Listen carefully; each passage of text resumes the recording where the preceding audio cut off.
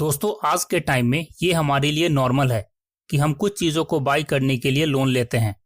कभी वो फ़ोन के लिए लोन होता है, कभी बाइक के लिए, कभी पर्सनल लोन, कभी कार, तो कभी एजुकेशन लोन या फिर होम लोन भी हम में से बहुत लोग लेते हैं।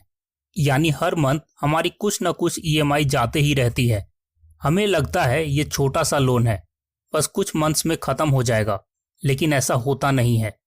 बहुत से लोग लैक ऑफ कैलकुलेशन और लैक ऑफ फाइनेंशियल प्लानिंग के कारण कभी इस लोन के चक्कर से निकल नहीं पाते हैं।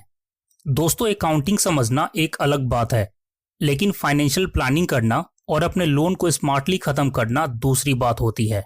तो चलिए दोस्तों, मैं आपको सिंपल स्टेप्स के जरिए ये बताता हूँ कि आप अपने लोन को कैसे जल्दी चुका सकते हो, ताकि आप अपने फ्यूचर के फाइनेंशियल फ्री लाइफ के लिए पैसे सेव और इन्वेस्ट भी कर पाओ, न कि बस लोन की ईएमआई में फंसे रहो। और दोस्तों वीडियो के लास्ट तक मेरी गारंटी है कि आपको समझ आ जाएगा कि आप क्या गलत कर रहे हैं और क्या करने से आप अपने लोन से जल्दी मुक्त हो पाओगे। साथ ही दोस्तों, आपके लिए ये लोन फ्री होने के स्टेप्स तभी काम करेंगे जब आप इनको डिसिप्लिन से फॉलो करोगे, वरना आप अपने लोन के चक्कर से निकल नहीं पाओगे। जैसे कि जॉश बिलिंग्स ने भी बोला है, debt is like any other trap, easy enough to get into but hard enough to get out of.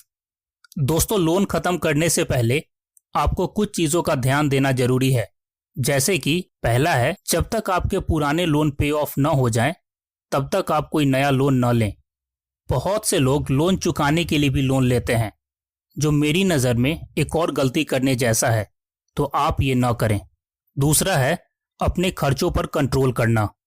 दोस्तों अगर आपको अपना लोन या कर्ज जल्दी खत्म करना है, तो आपको अपने खर्चों पर थोड़ा कंट्रोल रखना होगा।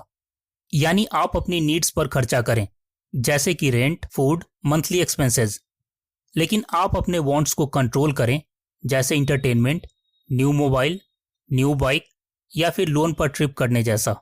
तीसरा है आपको अपने मंथली खर्चों का एक बजट बनाना होगा। और चौथा है अपने लोन पे ऑफ करने के लिए प्लान बनाना। कैसे, वो आपको मैं थोड़ी देर में ही बताऊंगा।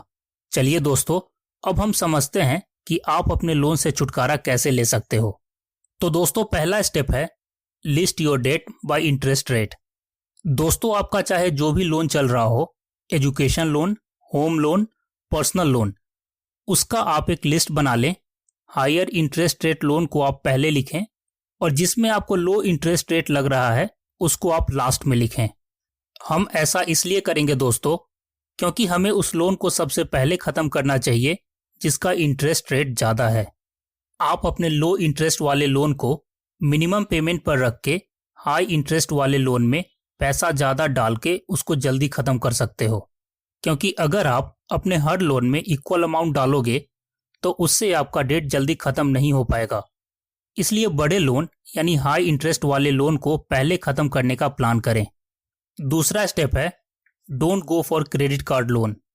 दोस्तों अगर आपके एक से ज़्यादा लोन है और अगर आप क्रेडिट कार्ड यूज़ करते हैं, तो सबसे पहले आप अपना क्रेडिट कार्ड यूज़ करना बंद करें।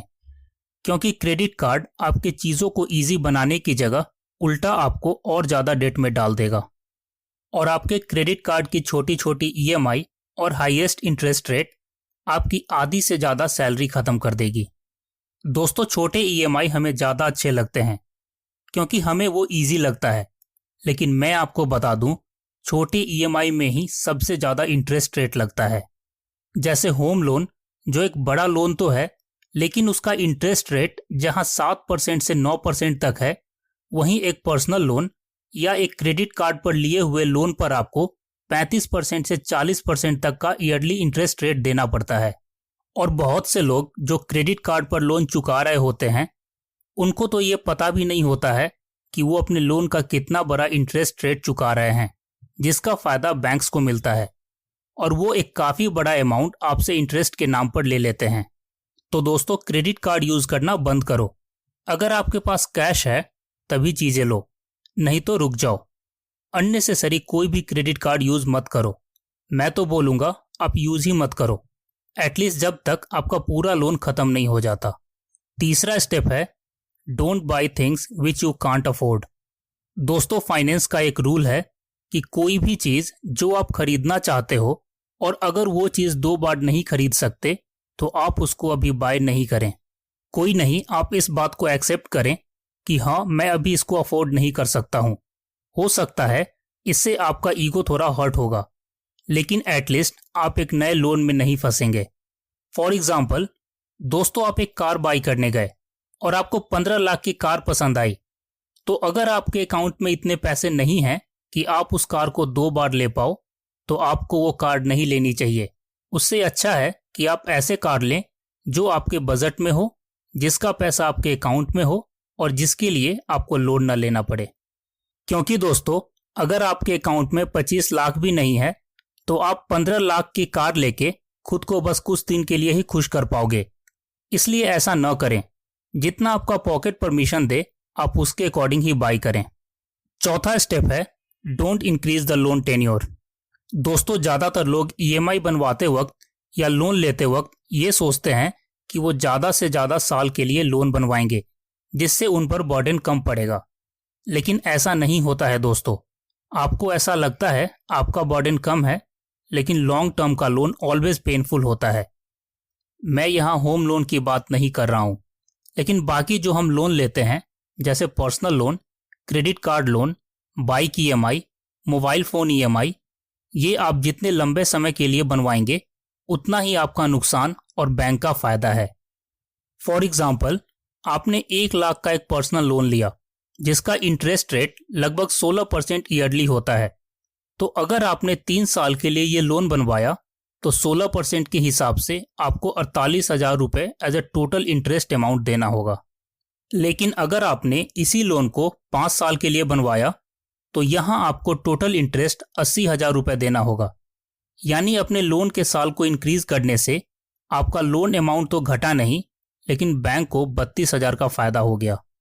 और दोस्तों, इतना ही नहीं, इंटरेस्ट रेट के अलावा बहुत से स्मॉल चार्जेस भी होते हैं, जैसे प्रोसेसिंग फ़ी वगैरह, जो आपके लोन अमाउंट में ऐड होता है। इसलिए दोस्तों, कोशिश करिए कि आप ऑलवेज कम से कम टेन्योर पीरियड के लिए ही ईएमआई बनवाएं।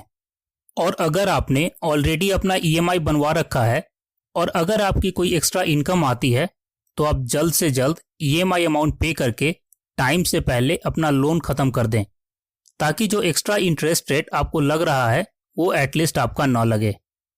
दोस्तों, अब जब आप समझ गए हैं कि किन तरीकों को अपना के आप अपने लोन्स को ख़त्म कर सकते हो, तो मैं आपको 2 चीज़ें और बताना चाहूँगा, जो अगेन बहुत ज़रूरी हो जाता है समझना। दोस्तों, आपका लोन ख़त्म होने के बाद ऐसी सिचुएशन दोबारा ना आए कि आपको लोन लेना पड़े, इसलिए ज़रूरी है कि आप एक इमरजेंसी फ़ंड बनाएं, यानी 3 या 6 महीने की सैलरी जितना अमाउंट आप अपने अकाउंट में सेव रखें, ताकि कोई भी ज़रूरत पड़ने पर आपको हाई इंटरेस्ट वाला लोन न लेना पड़े और आप अपने इमरजेंसी फ़ंड का यूज़ करके सिचुएशन हैंडल कर पाएँ। आप चाहो तो इस इमरजेंसी फ़ंड को फिक्स डिपॉजिट में डाल दें, ताकि आपको उस पर थोड़ा बहुत इंटरेस्ट अमाउंट भी मिलते रहे और आप जब चाहो पैसे आराम से निकाल भी सको। दूसरा ये कि जब भी आपकी सैलरी इंक्रीज़ हो तो आप अपने फैमिली के लिए हेल्थ इंश्योरेंस ज़रूर लें, ताकि किसी भी मेडिकल सिचुएशन में आपको लोन न लेना पड़े या आपके सारे इमरजेंसी फंड न निकलें।